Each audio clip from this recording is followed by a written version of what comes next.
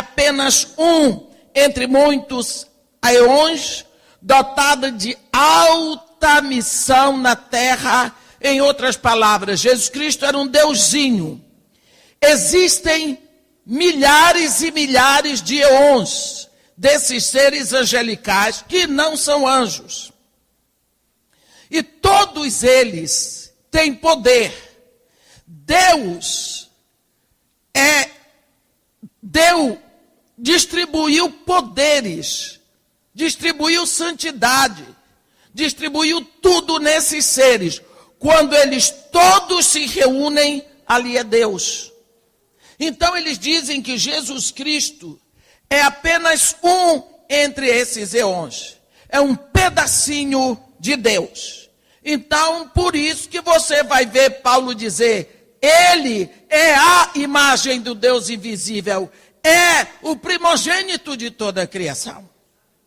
Porque dele emana toda a divindade, é dele que emana a divindade. Ele não é um pedacinho da emanação da divindade de Deus. Então, primeira coisa para eles, já botaram Jesus desse tamaninho, um pedacinho de Deus. Segunda coisa, eles rejeitam a encarnação do Logos.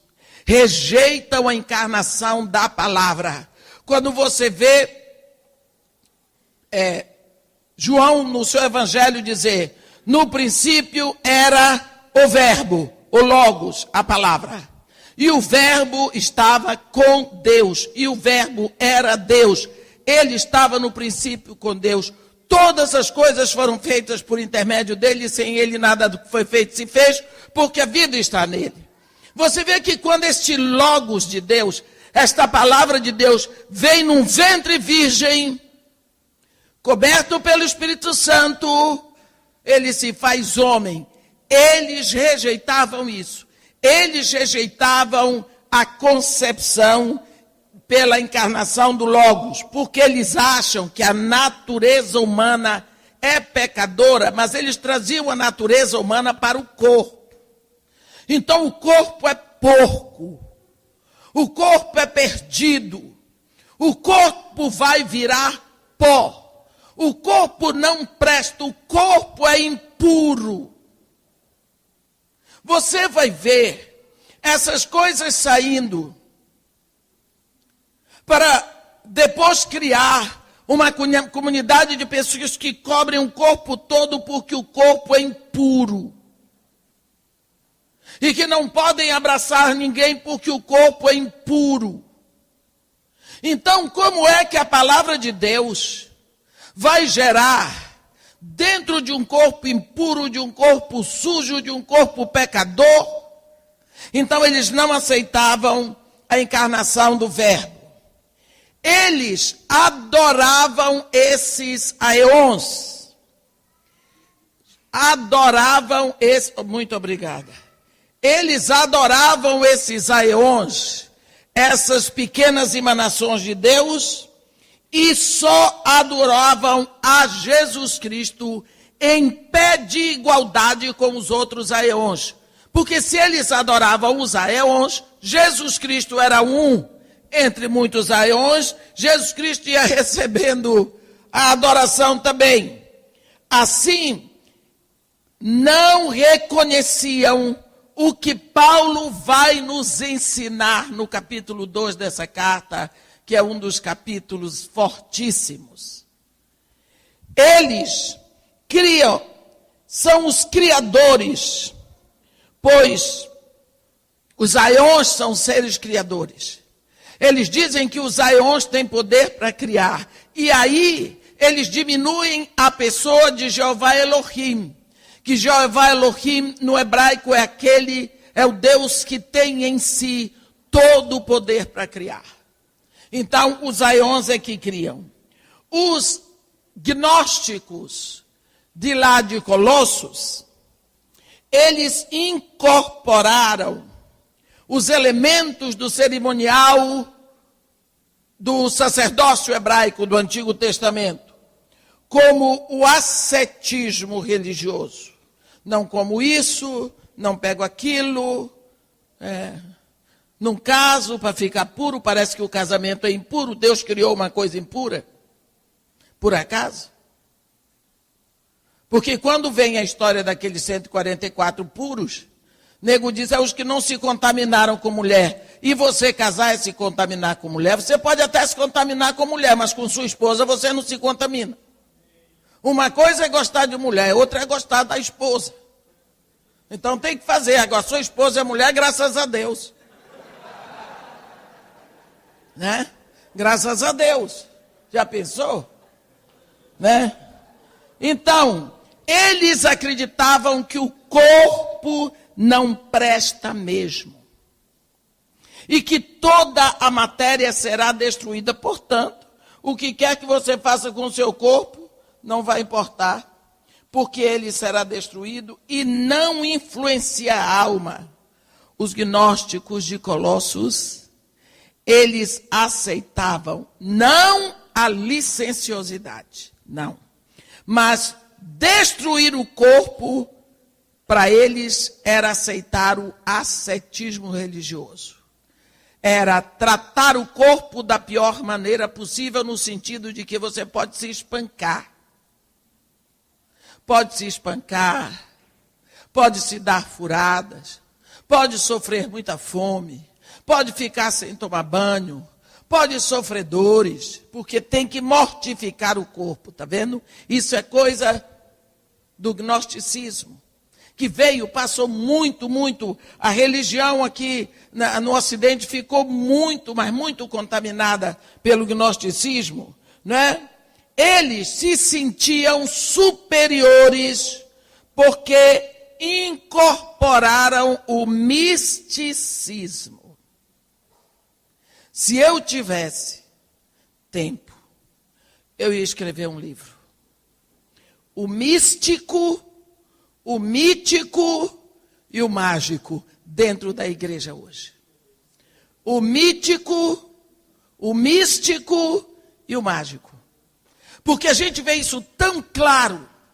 E eu passo a vida todos os dias numa igreja diferente e ouvindo os místicos, o mítico e os mágicos. E eu fico lá sentada e procuro, minha cabeça faz assim de Gênesis a Apocalipse. E eu digo, Senhor Deus, tem misericórdia de mim. Talvez eu sou a única aqui que esteja com um problema. Porque depois de fazer isso tudo, são aplaudidos. E se eu chegar lá na frente para dizer que Jesus Cristo é Deus, o nego diz amém. Já sei. Estão querendo coisa nova. Quando que Jesus Cristo vai deixar de ser Deus? Então, os gnósticos, incorporaram o misticismo oriental. Aqueles de ficar nas mantras, para poder chegar lá. Mas isto era falso, porque não era centralizado em Cristo. E eles se consideravam superiores por causa das suas visões e dos seus êxtases. As pessoas têm buscado tantas visões e tantos êxtases. Você vê aquele pessoal que toma o Santo Daime? Alguém aqui veio de lá? Mas que gente maravilhosa. O pessoal vai lá, toma o Santo Daime e depois eles sentam para ficar tendo visões, ficam em êxtase. Droga. São que nem pessoas, são pessoas controladas por droga. Você toma, vamos dizer, uma pessoa toma álcool. Ela fica controlada pelo álcool. E quanto mais álcool ela bebe, mais controlada pelo álcool ela fica. Aí chega uma hora que ela está tão controlada pelo álcool que ela se vê um piloto de Fórmula 1. Pega o Fusca e vai. Que é um piloto de Fórmula 1. Veio o guarda, para. Ele para. Por que me parou? O guarda diz, sua carteira, você está embriagado. Eu? Porque eu não sei se você já percebeu, mas todo bêbado ele tem controle de si, ele tem reflexo, ele sabe tudo, ele fica valente, fica ofendido. O guarda diz, agora anda em linha reta. Ué, mas não consigo. Ele não consegue, mas ele não entende por quê. É que ele está dominado por um outro elemento. É aí que Paulo vem e diz assim, não vos embriagueis com vinho, no qual há dissolução. Enchei-vos do Espírito, quer dizer, em vez de você ser dominado e controlado pelo vinho, vá se controlar, dominar pelo Espírito. Não é? Porque aí a sua direção é outra. A sua direção é outra. Eles se sentiam superiores, porque eles tinham esse misticismo oriental. Eles entravam no estado alfa. Já viu falar do estado alfa? Eles meditavam há muitos anos atrás. Eu estava conversando com uma mulher sobre meditação, e ela começou a falar, eu me interessei pela história da meditação, porque a minha vida é só a meditação. É o que mais eu faço na vida, é meditar. Toda a minha vida, o meu ministério é resultado de meditação. Aí eu me interessei. Aí eu disse para ela, me explica como é que você medita. Ah, você não sabe? Eu disse, me explica. Aí ela foi e disse que a gente vai, de chácara em chácara do corpo que vai. São os nomes interessantes, que vão entrando em funcionamento e vai, aí você se encontra em alfa. Ela fez assim para mim. E eu disse, aí a gente se sente no nada. Eu disse para ela, diferente da minha meditação. Você também medita? Medito. E como é que você faz? Eu digo, eu oro, e eu peço ao Espírito Santo, e ele vai abrindo a palavra, vai abrindo, e eu me encontro no tudo. Viu? É engraçado. Eles fazem um caminho para o nada, mas não entendem. E eu me mando para o tudo, não é? Esses gnósticos, eles eram falsamente humildes, porque o ascetismo dele promovia um orgulho espiritual. Vocês já viram orgulho espiritual? Meninos, vocês são felizes. Eles negligenciavam a sabedoria de Deus e o seu mistério, que é Cristo. Para eles, a salvação vem do conhecimento e não pela fé. Né? Eu me lembro de uma vez que eu fui pregar no Espírito Santo, numa igreja, não vou dizer o nome. Naquela época eu ainda me enfeitava um pouquinho. Né? Porque a mulher é danado, vai tirando tudo, mas sempre fica um bocado, graças a Deus. Né? E aí eu naquela época usava um cabelo maior e prendia aqui, não sei porque eu achava bonitinho, gracioso, eu prendia o cabelo aqui de um lado e do outro com uns, não sei como é que vocês chamam, aqui na Bahia chama Miss. Hein? Aqui na Bahia é Miss. Vamos falar baiano. Aqui é Miss. Pronto, não abro mão. Aí eu botava um de cada lado. Mas nunca tinha prestado atenção àquele Miss. Quando eu boto o pé na porta, vem uma senhora, roupa longa, mangas compridas, e diz assim para mim, irmã, a paz. Eu disse, a paz, minha irmã. As serpentes. E eu pensei que não tinha entendido direito. Eu disse, minha irmã, o que é que você está dizendo? As serpentes. Eu disse para ela, minha irmã, me perdoa, mas não estou entendendo. Na sua cabeça tem 2 serpentes.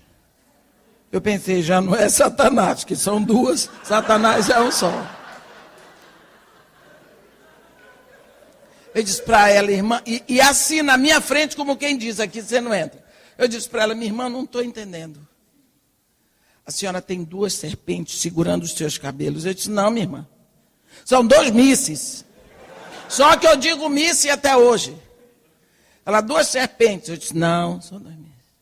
Aí, quando eu tirei, pois não é que a mulher estava certa. No misse tinha um negocinho assim de enfeite mesmo. Só de enfeite.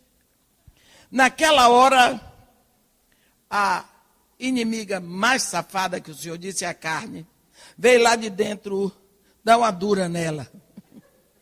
Dá uma dura, mostra que você sabe, mostra que você veio aqui para pregar, ou então vai embora. Ou entra, ou eu vou embora. Eu entro com a minha serpente.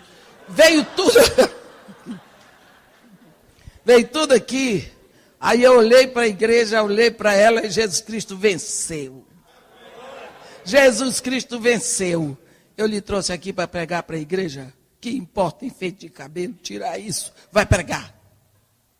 Eu disse, Senhor, eu disse, minha filha, só isso aqui é. Guardei e fui pregar. A mulher se sentiu vitoriosa. Ela teve uma vitória sobre mim.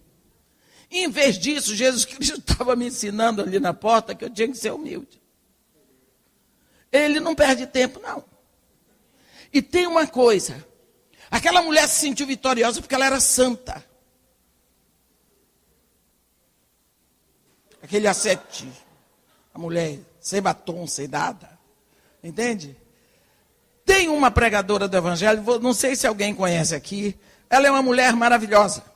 Maravilhosa, uma mulher boa, boa mãe, boa esposa, uma mulher legal. Muito uma irmã querida. Mas ela tem uma mania de ir por aí, quando vai pregar, ela leva uma intercessora com ela. A intercessora dela é mais alta do que eu. E mais gorda do que eu. Então vocês já viram a tora. Aí ela vai com uma saia comprida, que arrasta lá embaixo. Manga comprida, o cocão aqui. E ela vai assim, de cara lavada que nem eu. Ela já entra dando passe no lugar. E todo mundo se assusta. Aí a moça senta, a preletora. E a gente está ali tomando um cafezinho, daqui a pouco a intercessora faz. Todo mundo toma um susto. E eu derramei meu café. Porque fiquei assustada. Eu disse para ela, irmã, por favor, o que é isso? Ela disse, é a minha intercessora. Eu disse, tenha misericórdia. Tenha misericórdia. Pregou que foi uma vez. Ela está pregando, daqui a pouco a moça vem e passa assim na frente, dando passe em tudo. Eu chamei essa irmã, no outro dia disse para ela, minha irmã, se isso é de Deus, eu também quero. É do meu pai. Minha irmã, onde já se viu isso? Ela parou de levar essa intercessora. Mas isso daí é para dizer o quê? Que você... Isso é misticismo. Isso é para provar, eu sou santo. Meus irmãos, isso assim é uma forma de impressionar. Nós temos visto tanto isso. Isso é uma forma de gnosticismo. Nós queremos mostrar para os outros que nós somos superiores, mais santos. Deus é santo, santo, santo. Mas tem gente aí que já não está querendo ser santo, ele quer ser santo, santo. Se Deus não tomar cuidado, ele chega no terceiro santo. Isso é misticismo. E isso causa orgulho espiritual. Porque eu sou melhor. Porque eu sou mais santo.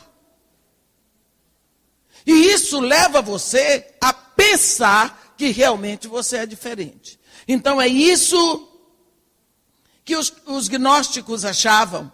Olha, vem uma palavra do latim, gnoscere, que em latim se pronuncia gnoscere, que significa conhecimento. Então eles tinham orgulho do seu conhecimento. Eram pessoas assim que eram superiores porque estudaram. Eu vejo isso muito hoje. Principalmente comigo é muito fácil, porque com esse jeitão meu, qualquer um pensa que